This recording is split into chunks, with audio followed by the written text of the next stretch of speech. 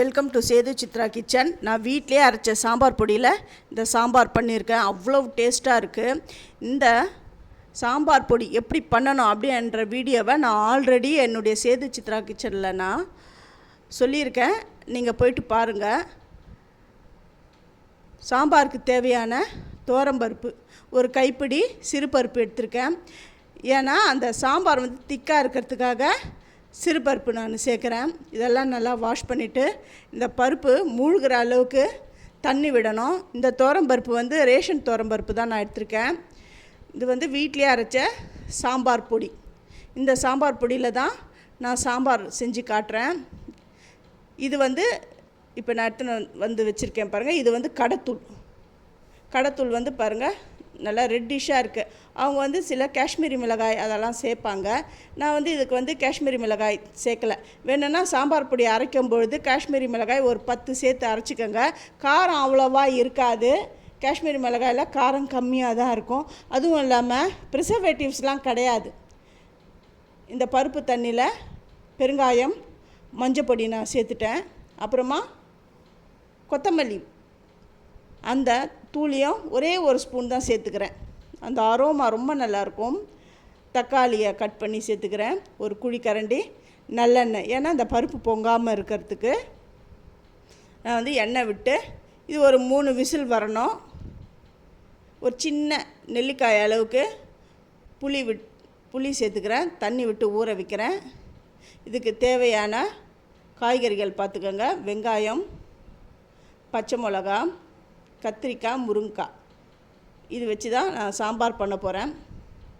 நீங்கள் கடை தூளுக்கோ நம்ம வீட்டு தூளுக்கோ நீங்கள் சாம்பார் வச்சு பார்த்திங்கன்னா நம்ம அரைக்கிற சாம்பார் தான் நல்லா வாசனையாக, அதே டைமில் டேஸ்ட்டும் அதிகமாக இருக்கும். கடைத்தூள் வந்து அவங்க எப்போ அரைச்சாங்களோ என்னென்ன சேர்த்தாங்களோ அதெல்லாம் நமக்கு தெரியாது. அதனால் நம்ம வீட்டிலே அரைச்சி சாம்பார் பண்ணுறது தான் எப்போவுமே பெஸ்ட்டு. இந்த சாம்பார் பொடி எப்படி அரைக்கணுன்றதை நான் கிளியராக சொல்லியிருக்கேன். அளவுகளோடும் சொல்லியிருக்கிறேன். அதை நீங்கள் போய் பாருங்கள். இந்த கத்திரிக்காய் பாருங்கள். அதில் கொஞ்சம் சின்னதாக கருப்பாக இருந்ததுனால தான் அதை கட் பண்ணி அதை எடுத்துட்டேன். அந்த ஹோல்ஸ் இருக்குது பாருங்கள். அது வந்து வேறு ஏதாவது நீங்கள் நினச்சிக்க போகிறீங்க. நான் சாம்பார் பொடி நான் வீட்டிலே அரைச்ச சாம்பார் பொடி தான் 1.5 ஸ்பூன் சேர்க்குறேன். 1 ஸ்பூன் வந்து காஷ்மீரி மிளகாய் தூள். இதுக்கு தேவையான உப்பு. தண்ணி வந்து இந்த காய் மூழ்கிற அளவுக்கு தண்ணி விட்டு இந்த காய் கொஞ்சம் சாஃப்டாக வரணும். இது கூட கரைச்சி வச்சுருக்கிற புளி நீரும் சேர்த்துட்டு இதை அடுப்பில் வைக்கிறேன். ஃபஸ்ட்டு என்னுடைய வீடியோவை பார்க்குறவங்க சப்ஸ்கிரைப் பண்ணலைன்னா சப்ஸ்கிரைப் பண்ணுங்கள். ஆல் என்ற ஆப்ஷனை தொடுங்க.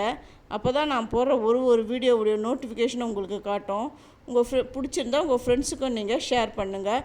பருப்பு வந்து 3 விசில் வந்துடுது. அது ப்ரெஷர்லாம் போனோன்னா பாருங்கள். நீங்கள் மத்தெல்லாம் போட்டு கடைய வேணாம். அதுவே நல்லா குழஞ்சி வந்துடுது. இப்போது வேக வச்சுக்கிற காயெலாம் வெந்துட்டா அப்புறமா இந்த பருப்பு தண்ணியை இதில் விடணும். சாம்பார் வந்து அவ்வளோ நல்லாயிருக்கும். நம்ம வீட்டிலே அரைச்ச சாம்பார் பொடி அப்படி ஒரு மணமாக இருக்குது. இதுக்கு வந்து கொத்தமல்லி தழைகளை நான் கட் பண்ணி சேர்த்துடுறேன். இப்போ இதுக்கு தாளிக்கணும். இந்த சாம்பார் ரெடி ஆகிடுது. தாளிச்சிட்டா சாம்பார் ரெடி. சில பேர் அது சாம்பார் இறக்கும்பொழுது கொஞ்சமாக வெல்லம் சேர்ப்பாங்க. அது ஆப்ஷனல் தான். உங்களுக்கு வேணும்னா சேருங்க, இல்லைன்னா வேண்டாம். எண்ணெய் காஞ்ச உடனே கடுகு, வெந்தயம் சேர்க்குறேன். அப்புறம் பூண்டு தட்டி போட்டு பூண்டு சேர்க்குறேன். ரொம்ப பேர் வந்து பூண்டு சேர்க்க மாட்டாங்க. நீங்கள் பூண்டு சேர்த்திங்கன்னா இதோடைய ஃப்ளேவர் இன்னும் கொஞ்சம் டிஃப்ரெண்ட்டாக இருக்கும். அப்புறம் ஒரு 1/2 ஸ்பூன் வந்து பெருங்காயம் சேர்க்குறேன். ஏற்கனவே நான் பருப்புலேயும் பெருங்காயம் சேர்த்துட்டேன்.